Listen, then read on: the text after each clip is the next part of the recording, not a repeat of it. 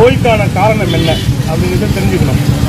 நம்ம வந்து ஆகாயம், காற்று, வெப்பம், நீர், நிலம் இதில் வந்து காற்றை மாசுபடுத்துகிறாங்க. தொழில் புரட்சின்னு சொல்கிறாங்க. தொழில் புரட்சின்னு சொல்லி காற்றை மாசுபடுத்துகிறாங்க. நம்ம இந்த நெகிழி குழுமம் அடைச்ச உணவுப் பொருட்கள், அந்த நெகிழி குழுமத்தை வந்து குப்பையாக கொடுக்குறோம். நம்ம அது காற்றில் கலக்குது, காற்று மாசாகுது. அந்த காற்றை நம்ம சுவாசிக்கும் போது நம்ம உள்ளே இருக்கிற வெப்பம் வந்து சூடாகுது, நீர் வந்து சளியாகுது, சளி கட்டியாகுது. அந்த சளி கட்டியான சளியை நம்ம எப்படி அகற்றணும்னா நம்ம மரபு மருத்துவத்தில் எண்ணற்ற முறை இருக்குது. உடல் சுத்தம், உடல் சுத்தம். நம்ம வந்து பாட்டி வைத்தியம், பாட்டி வந்து அந்த காலத்தில் எல்லாருக்குமே வந்து விளக்கெண்ணெய் கொடுப்பாங்க. நம்ம உடலில் இருக்கிற மலக்கழிவு, உடலில் இருக்கிற சளிக்கழிவு, நுரையீரலில் இருக்கிற சளிக்கழிவு எல்லாமே வந்து விளக்கெண்ணெயில் வெளியேறிடும். இப்போ விளக்கெண்ணெய் யாருமே சாப்பிட்றதில்ல. எல்லாமே எல்லாருக்கும் உடல் உழைப்பு இல்லை, எல்லாமே இயந்திரம் செய்யுது.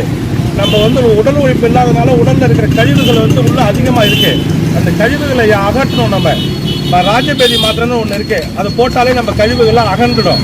இதுதான் இதுக்கெல்லாம் தீர்வு. மூல காரணம் என்ன? காற்று மாசு. இந்த நோய்க்கு தீர்வு என்ன? உடல் சுத்தம், உடல் சுத்தமே.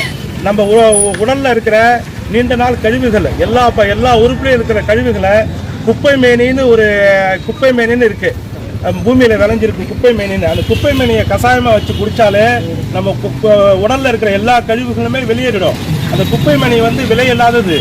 அண்டமும் பிண்டமும் ஒன்று என்று சொல்லுகிறார் ஆசான் திருமூலர். அதனால் நம்மளுக்கு ஒரு நோய் வந்ததுன்னா அந்த நோய்க்கான தீர்வு வந்து இந்த பூமியிலேயே இந்த புவி சூழல் படைச்சிடும். இதுதான் தீர்வை தவிர, பாட்டி வைத்தியம் தான் தீர்வை தவிர, மரபு மருத்துவம் தான் தீர்வை தவிர, நம்மள்கிட்ட மருத்துவர்னு ஒரு சமுதாயமே இருந்தது. அவங்க கத்தி எடுத்தது முடிவெட்டுறதுக்கு இல்லை, அறுவை சிகிச்சை செய்யறதுக்கு. நம்ம வந்து பாட்டி வைத்தியத்தை எல்லாரும் மறந்துட்டோம். ஏன் மறந்துட்டோம் பாட்டி வைத்தியத்தைன்னா, ஆங்கில வழி கல்விக்கு போகிறாங்க இன்றைக்கி. எல்லா குழந்தைங்கள்லேருந்து பெரியவங்கலேருந்து அம்மாட்டேருந்து மிளகு குழம்பு வைக்க தெரியல, அம்மாட்டேருந்து மிளகு ரசம் வைக்க தெரியல, பாட்டிகிட்டேருந்து பாட்டி வைத்தியத்தை கற்றுக்கல. இதனால் நோய் அச்சம் வருது.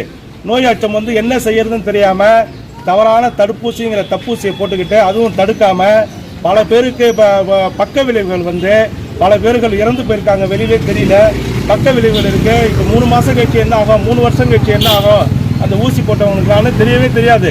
நம்ம மரபணு மாற்றத்துக்கான உலகத்திலே முதல் மூத்த குடி தமிழ் குடி. அந்த தமிழ் குடியோட அந்த அறிவு வந்து நம்ம தஞ்சாவூர் பெரிய கோயில் கட்டினோம். 1000 ஆண்டா நீடிச்சு நிற்குது. கல்லணை என்று ஒரு வல்லணை கட்டினோம், நீடிச்சு நிற்குது. இதெல்லாம் இதே மாதிரி வருங்காலத்தில் நம்ம எதுவுமே செய்ய முடியாது. தமிழரோட அறிவை வந்து இந்த புவி சூழலே தமிழரோட அறிவு தான் பேரறிவு. அது சிவம் கொடுத்தது. அந்த அறிவை அழிக்கிறதுக்கான வேலைகளை பன்னாட்டு பெரும் முதலீடுகளால் திட்டமிட்டு நடக்கிறது. அதற்கு இங்கே ஆளும் ஆட்சியாளர்கள், புவி சூழல் முழுவதும் ஆளும் ஆட்சியாளர்கள், மத்திய மாநில ஆட்சியாளர்கள் மிக விரிவாக செயல்படுத்துகிறார்கள்.